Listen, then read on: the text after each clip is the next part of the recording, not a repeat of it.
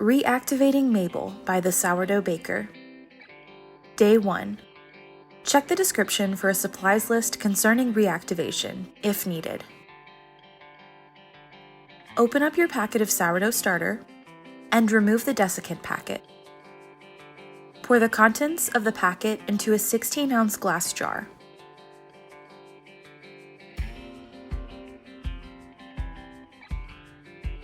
Add 35 grams of filtered water,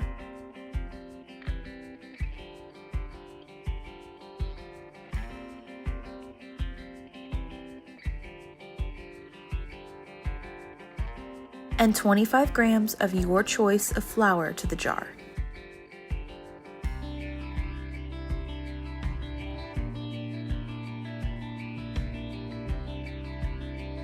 Stir well and cover with a lid, plastic cling wrap, or a damp towel.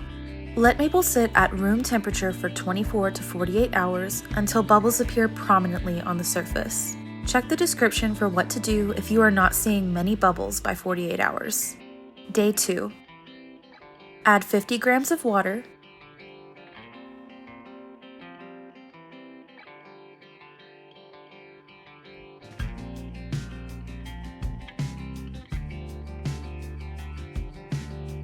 and 50 grams of flour to the jar.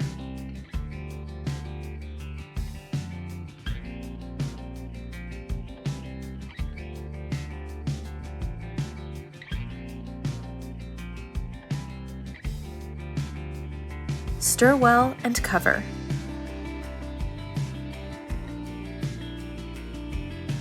Let Mabel rest at room temperature 24 hours. Bubbles should become prominent on the surface by 12 hours, but we will wait a full 24 hours before feeding again to allow the cultures in our starter to multiply to their maximum potential.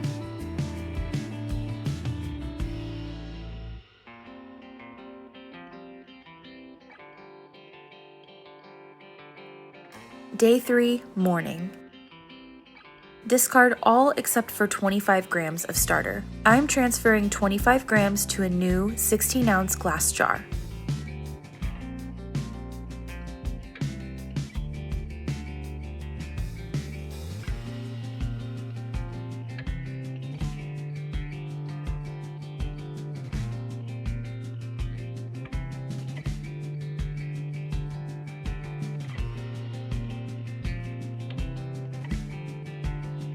Add 25 grams of water,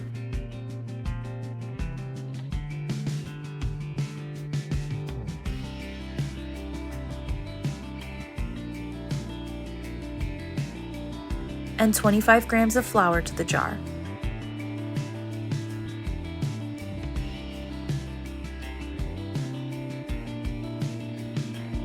Stir well and cover.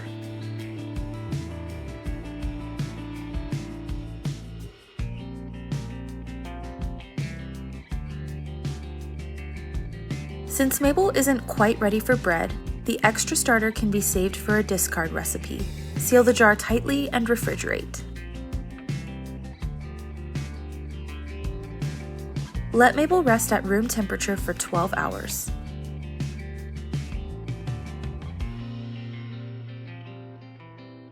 Day 3, evening. Add 75 grams of water,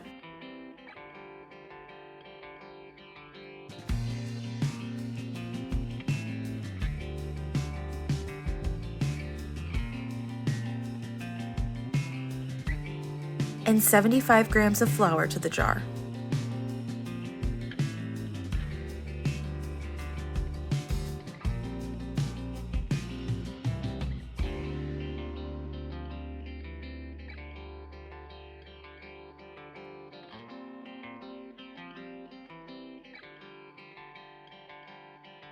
Stir well and cover.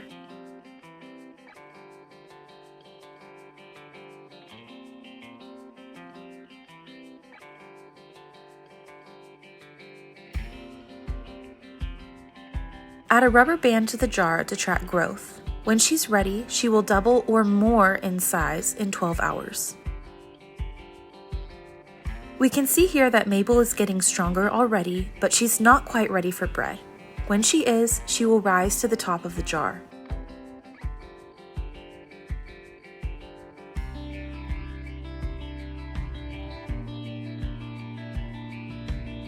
Days 4 and beyond.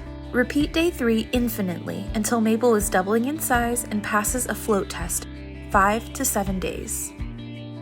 Extra starter can be combined with the previous day's discard until Mabel is ready for bread.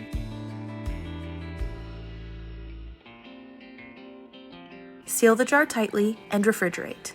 At this point, we should be seeing more and more bubbles each day. I only track growth with a rubber band when I give Mabel the larger feeding in the evening and check her in the morning. You may notice she is moving along faster or slower than in this video, depending on the temperature of your home. My home is on the cooler end, resting at about 70 degrees Fahrenheit. Sometimes during the day, I will place her next to the oven while I'm baking to give her a little more warmth. You may notice your starter has passed its highest point by morning. You can tell if this has happened if there are solid slide marks on your jar. This will usually happen if your house is warmer or if it has been more than 12 hours between feedings. This is completely normal and not something to worry about. After Mabel is fully alive again, her feedings can be adjusted to suit her needs in your own household. By day 7, my starter was completely alive again. She probably would have busted out the top of the jar if I had waited much longer. A healthy starter will usually go more than double in size, so if this happens to you, you know she's healthy and strong. This means that rather than discarding the extra starter in the morning, we can now use it to leaven any sourdough bread recipe.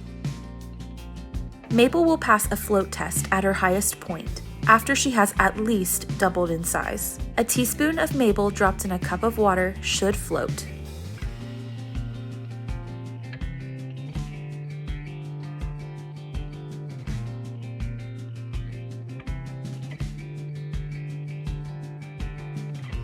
And that's it. Congrats! If you have any questions during the process of rehydrating Mabel, please reach out to me at caitlin@thesourdoughbaker.com.